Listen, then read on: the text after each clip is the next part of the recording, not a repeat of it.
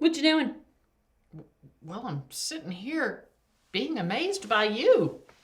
What do you mean? I'm just sitting here reading and studying this week's story. Yeah, I know. It's just that it's unusual for you to actually read the story before we work on putting the lesson together for the week. And when I come in, you're usually doing something, well, crazy. Hey! I read the stories. Well, I sometimes read the stories. And I don't do anything crazy.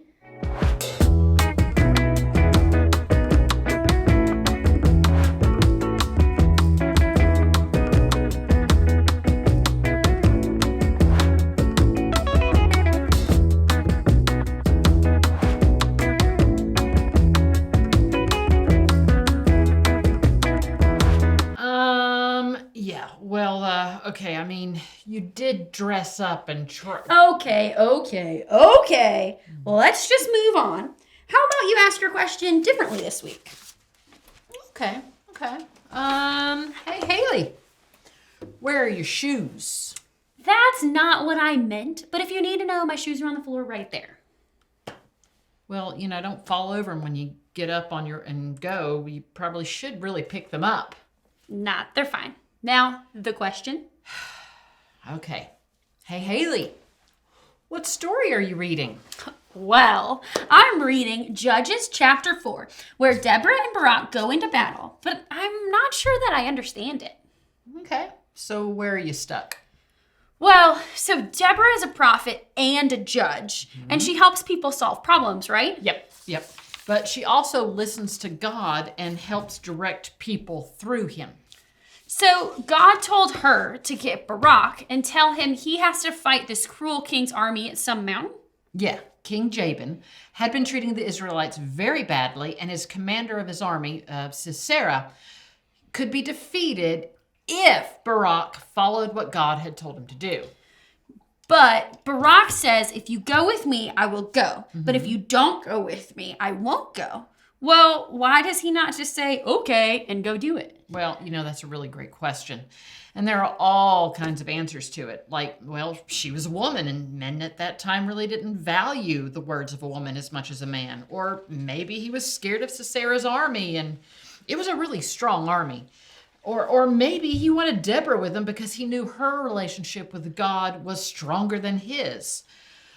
There's a lot of maybes, but all we know is that Deborah said she would go, but that the victory over Sisera now would not belong to Barak, but to a woman. Well, why does it matter who gets the victory? Okay. So tell me, what would happen in a basketball game if the teams are both tied and then at the last second you shoot and score just before the buzzer goes off? Oh, yeah! My team wins and everyone chants, Haley, Haley, Haley! And I get carried off the court and then I get ice cream afterwards. Okay, exactly. Even though the team wins, you made that last shot that won the game. In the battles of the Bible, whoever got the commander of the opposite army was like that ultimate hero. Oh, so Barak won't get Sisera. Nope. Well, then does Deborah get Sisera? Nope. A woman named Jael. Wow. So I haven't gotten that far yet. Will you tell me what happens? Okay, during the battle, Sisera realizes his army is losing and runs away and tries to hide in Jael's tent.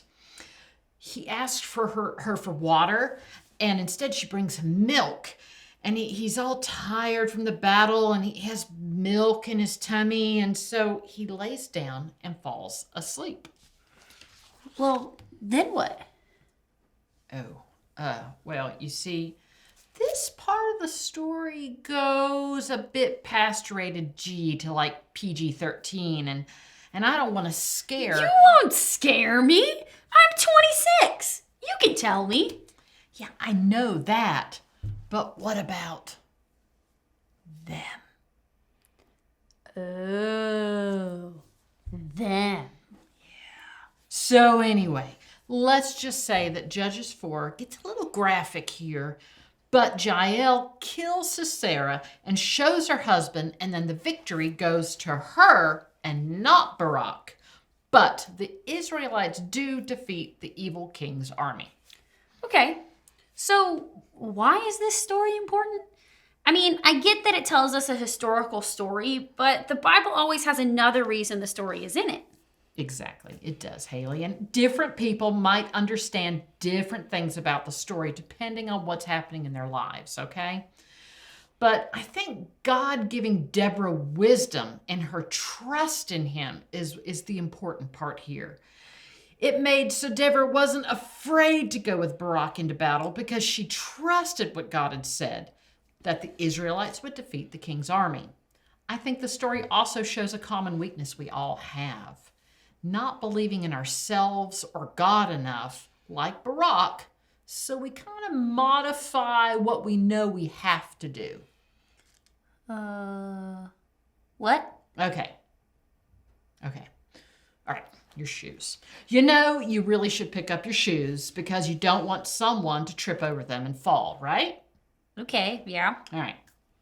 But you're busy or tired, so you just kind of kick them off and then maybe slide them out of the way, sort of. And no one falls over them, but you didn't fully do what you needed to do.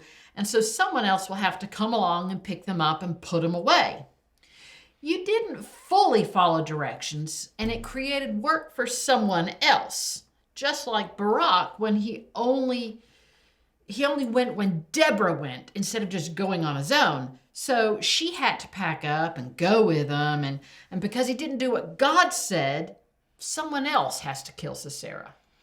Yikes. That seems a bit extreme. I mean, no one is going to die if I don't pick up my shoes. Ah! Ow. Well, yeah, no one died, but someone did get hurt. And I guess I'm going to go get you some Band-Aids for your knees now.